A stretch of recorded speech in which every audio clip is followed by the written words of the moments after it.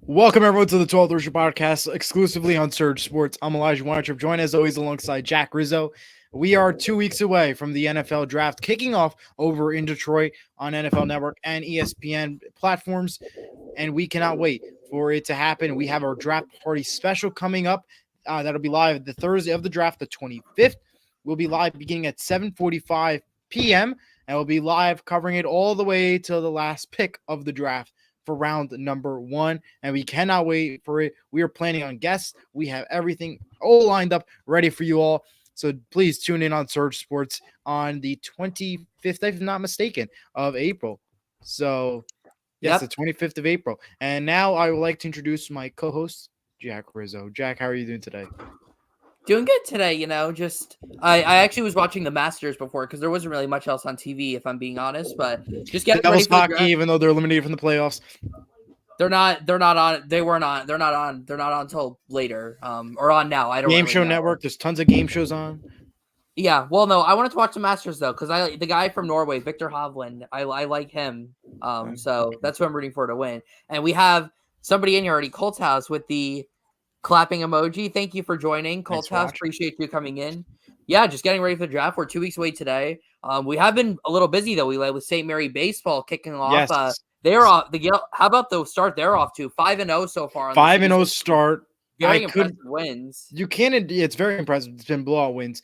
It's been boring. I can tell you that much. It's been boring. Yeah, it really I can't has wait for the more exciting games. We play St. Joe's, Don Bosco, all those good schools. But let's get right into it because it's been a while since we've had a show. It's been probably about a month or so. So we have a lot of news to catch up on. There's a couple of specific ones that we're going to talk about a little bit in depth. But I'm just going to give it to Eli, and you could give us some of the news, and we'll break it down. Yeah, don't forget, if you're a fan of baseball, before we get started, baseball, we have a game tomorrow versus Lyndhurst. The Gills take on Lyndhurst home in Rutherford at 4 o'clock. So tune in on Surge Sports to hear us. If not, there's plenty of more games to watch out for.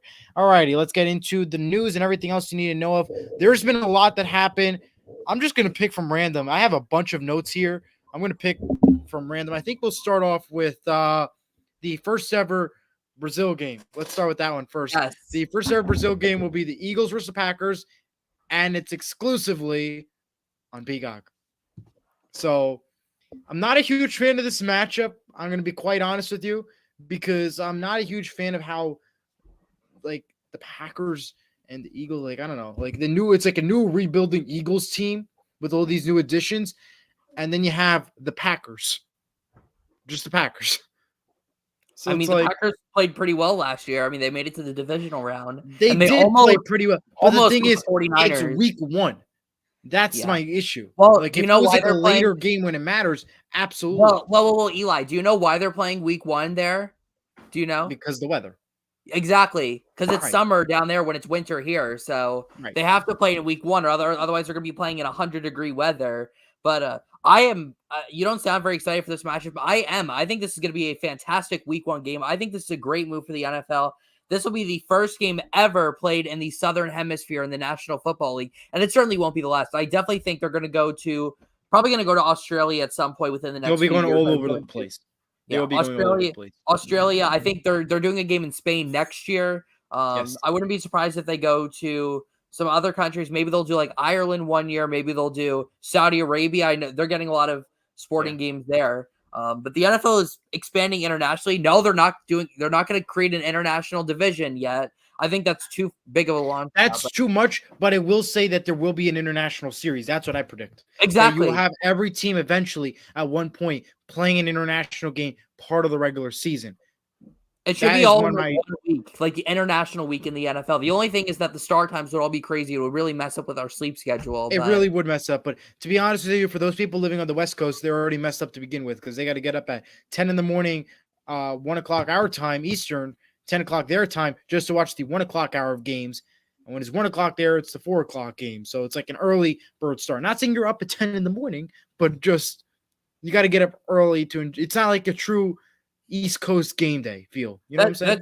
That's true, but at the same time, I think I'd actually rather be out there for football because at the same time here on the East Coast, all the primetime games run really late past the time that most of us go to sleep. And out there, all the primetime games end at like 8 o'clock, 8:30. are still up. So, and it's still like bright out when the games end. I mean, imagine living in Hawaii. The games start super early at 7 a.m., but they end at like 2. The games end at like 3 or 4 p.m. So you could go and enjoy the rest of your day out there. But to be honest, so it's nice down there. I just think that like if you're like one of those guys that enjoy the tailgate stuff, not saying I do, I'm just saying like if you're one of those guys that do tailgates and barbecues and all that kind of stuff, you don't get that feel because you have a 10 o'clock brunch hour like breakfast. Thank you, Colt House. And then you have going into like lunchish area. I don't know, just it's different on the West Coast. That's the bottom line. Before we get off topic. Yeah. I just want to say along. This game is being played in Sao Paulo, Brazil, the largest city in the Americas and in the Southern Hemisphere. There's about over 20 million people, and it's going to be fun. I mean, Brazilians will see what actual football looks. No, I'm just kidding. But what actual for at least for us Americans, what actual football looks like. So have fun. But I'm excited though for this game. I really like the Packers this season. Spoiler: they may not be the team I picked to be in the Super Bowl this year in the NFC. Wrong again, Jack. I can already tell you that now. We're not even through the schedule release, and I can tell you're wrong, Jack. Let's move on. You're right. Good idea, Jack. All right, let's start off with this. On top of the, by the way, that'll be the Friday game, second game of the NFL season. First one will be the normal Thursday night game. That'll be on NBC, though, not Prime Video. Speaking of Prime Video, though, they'll be hosting an exclusive wild card playoff game, and they will, on top of carrying its already regular season slate of games, they will now be able to carry wild card games. That means 2 of them will be on streaming. That includes Peacock and Amazon Prime Video. The rest are on television. How sad. Really? Wait, you said there's a wild card game on Amazon Prime now Correct. This year? Yes. Okay, well, I have Amazon Prime, so that's not really a big deal for me. My point is there's 2 streaming services. Before it used to be I know. For everyone else, it's really unfortunate. Although, good news for baseball fans is that MLB is ending their streaming service with Peacock after this season. Yeah, ending their they would have like until July comes. Yeah, we'll re-sign them again. Oh, by the way, speaking of things ending, it seems like the Arizona Coyotes time in Arizona is ending. As yesterday, it was announced that they are working on a deal to move to Salt Lake. From an They're working on a deal to move to Salt Lake City, Utah.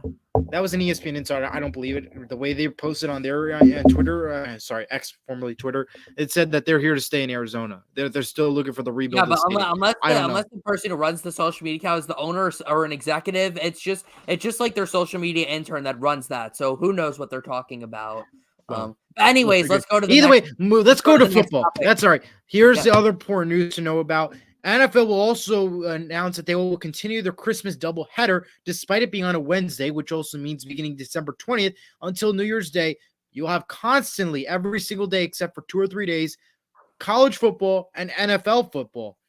Previously, Wednesday games were never a thing, and this time the NFL said, well, Christmas games were so much success this year that they'll be doing it again this time. They were a success, that's for sure. They were. Yes. The Christmas games did very well. They're beating NBA though, and I'm sure NBA is very mad about that.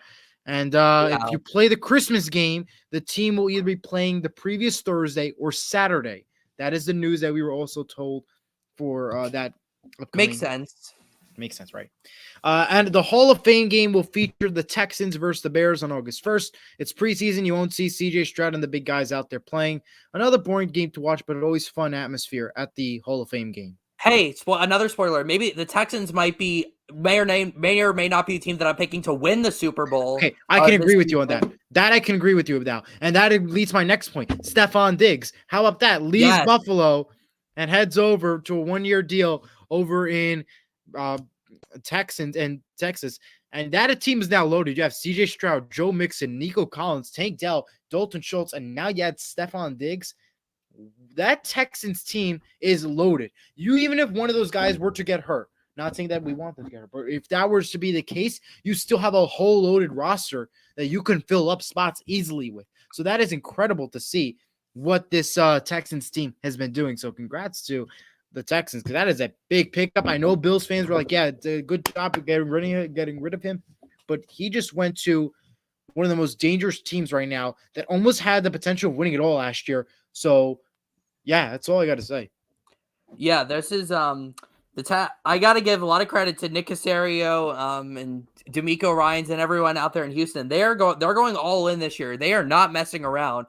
They're taking full advantage of CJ Stroud being on a rookie contract. Now, is Stephon Diggs going to pan out in Houston? That is to be seen. There are so many weapons there. He might not get as many targets as he likes, and we all know he likes to complain when he doesn't catch the ball enough. But I love the aggressive win now move here by the Texans. Obviously, as a Colts fan, I hope they don't do well, but as a football fan, you want to root for the Texans. They are a great underdog story. They have so many weapons there. The defense is going to get better as well. This is a really dangerous team. Now, obviously, do all these signings mean they're going to pan out? No. But, I mean, with the way they played last year, considering that out of Nico Collins, Tank Dell, and Stephon Diggs, Nico Collins was the only receiver they had available in the postseason last year, and they still played well.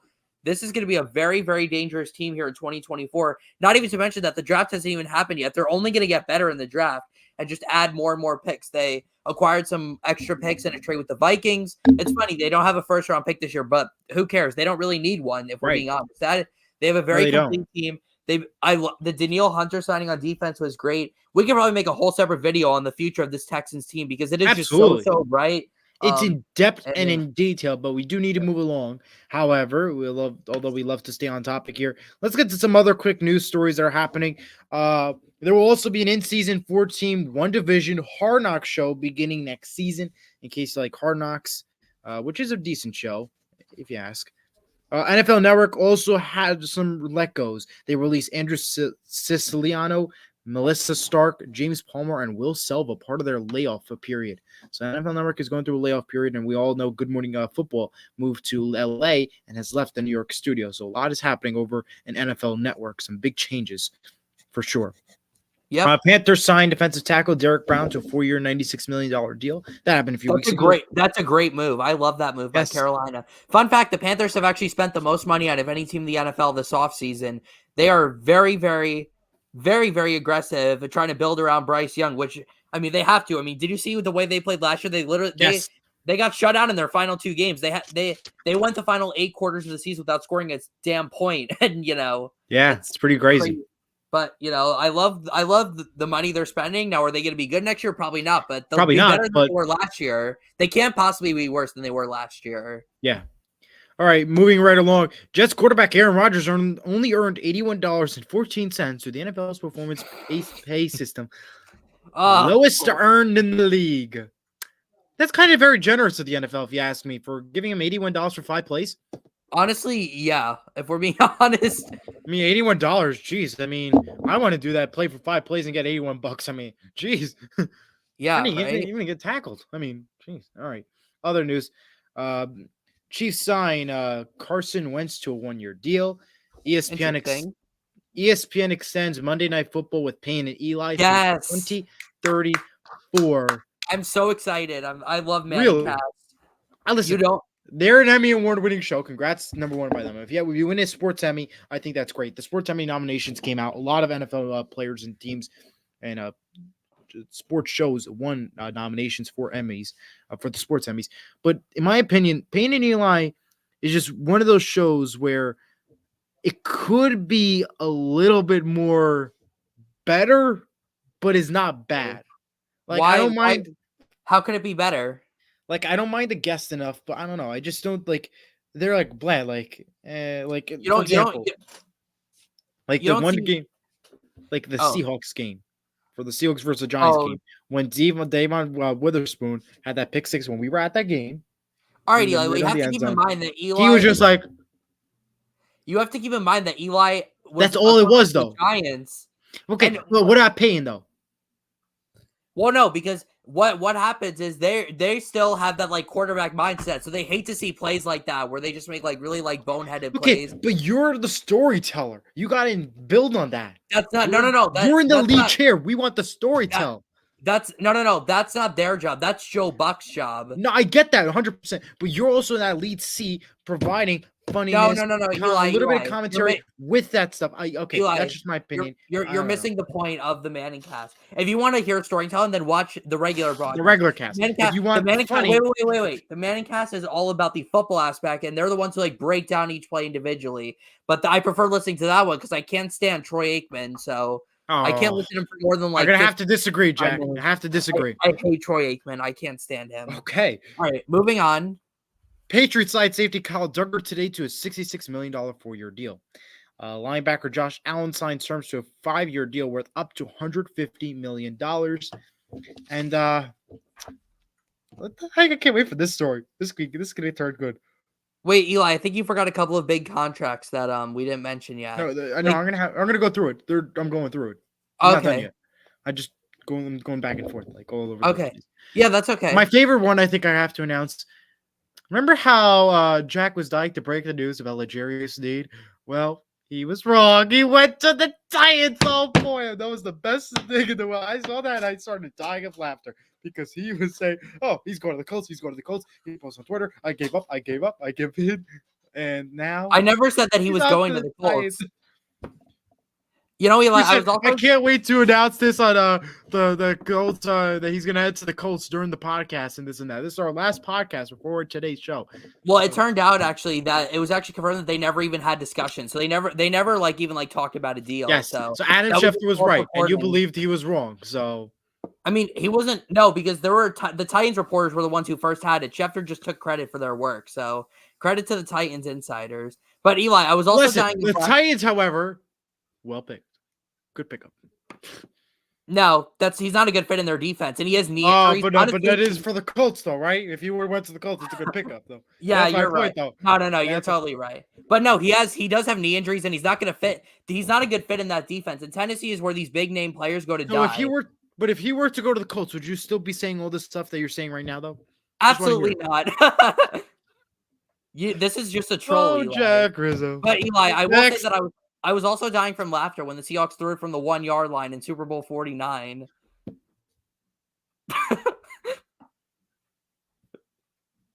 Awkward silence. No laughter. No. Yeah, he has nowhere because the Seahawks haven't recovered since that play happened. They've never recovered from that. When was the last time the Colts won the Super Bowl? Because last time I checked, Seattle beat them first. Was the most recent team out of the two. Seattle didn't beat the Colts in the Super Bowl. They never even played in the Super Bowl. I'm saying, when was the last time the Colts won a Super Bowl? Because last time I checked, Seattle had the last Super Bowl win before the Colts. It was only like 6 years before Seattle won. Oh, really? Oh, I'm sorry. 6 whole years. My bad. Moving right along before this still won more Super Bowls. Former Giants wide receiver Paris Campbell reaches a 1-year deal with the Philadelphia Eagles. So congrats to him. Browns wide receiver Jerry Jeudy agreed to a 3-year extension worth up to $58 million. Jets signed wide receiver. Bad. Why would you pay Jerry? I don't know why you pay Jerry. He's not even that good. Like, why would you pay him that much money? Beyond me. The Browns are stupid. Jets signed wide receiver Mike Williams to a 1-year deal, $15 million. No. Why would the guy who has the most knee injuries decides to go to the worst place to play? Well, I mean, that's perfect for knee injuries. Oh yeah. He'll fit in with Aaron Rodgers and all that. So he'll be back to healthy, normal, but that's just the field. 49ers signed QB Josh Dobbs to a 1-year deal. Bears are trading QB Justin Fields to the Steelers. That was the one we didn't talk about. Let's just say, who's the starting quarterback? It's got to be Justin Fields. It's definitely not going to be Russell Wilson. I hope it is, but we don't know. Could it be Russell Wilson? Could it be Justin Fields? We don't know. I have a good feeling that Justin Fields is going to not start the season, but he will finish it off. Steelers country, let's weld. You're missing the playoffs once more. Next, Dolphins I hate the Steelers. Signed running back Raheem Mostert to a 2-year. Mostert, that's not his name. It's Raheem Mostert. Sorry, Mustard is that's crazy. Like $9 million deal. Congrats to him. Eagles trade and Hanson. Well, no, wait, Eli. It makes sense you call him Raheem Mustard because nobody can catch up with him. Ah! Wah. All right. Eagles traded Harrison Reddick to the Jets in exchange for Hassan Reddick. Hassan Reddick. Jaguars linebacker Foy Oluokun signs a 4-year, $45 million deal. Nice. That's a good one. Pick up pass rusher Jadeveon Clowney. Jadeveon Clowney, yeah. Yep. Steelers signed Cordell Patterson to a 2-year, $6 million deal. Rams signed cornerback Trey Davis White to a $10 million deal. Broncos sign Josh Reynolds, a wide receiver, to a $14 million deal. Titans sign cornerback L'Jarius Sneed, of course, as we mentioned. It's his 4-year, $76 million deal. He is one of the highest paid cornerbacks in the league. That was the information I forgot to add earlier. Highest paid in the league. Who? L'Jarius Sneed. No, he's not he's I think there's a couple who are still higher paid than him. Okay, so one of them is wrong. Former Patriots and Bills running back Damian Harris announces his retirement. Congrats on retiring. Yeah, he retired young, for sure. Now let's get to two news stories that are going to be debatable. First off, the NFL banned its hip drop tackle. What are we doing? Oh, no. Are we going to have football by 2030? I predict there will be no more football left, that the sport is going to be gone and ruined, in my opinion. Well, their NFL is just doing too much. Well, college football will still exist, but the NFL might be done. Yeah, the NFL was at its peak. It's continuing to be at its peak. But if you ban silly things like that, listen, I get it for player safety, 100%. But at the same time, too, is you got to consider that you're banning every tackle, and there's going to be tons of fines that players are going to have to be paid for a simple thing that they forget or they notice right away, the NFL.